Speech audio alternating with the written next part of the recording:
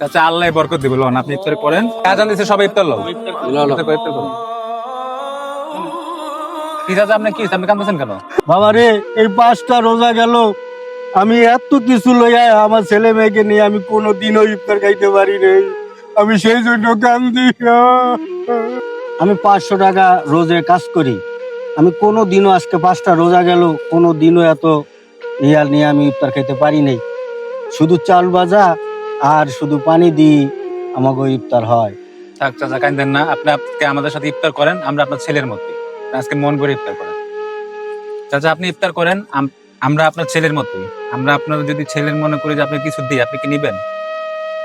আমার লজ্জা লাগে, আমি চাই যে আমি যেই টাকা রোজগার করি এ দিয়ে এটা কিছু করতে। কার লজ্জার কিছু নাই। আপনার ছেলে মেয়ে আমাদের ভাই, আপনার চাচি, আমার চাচি লাগে, আপনার আমার চাচি লাগে। আমরা তাই মনে করে আপনার কিছু দিতেছি হাদিয়া, উপহার হিসেবে। লজ্জার কিছু নাই।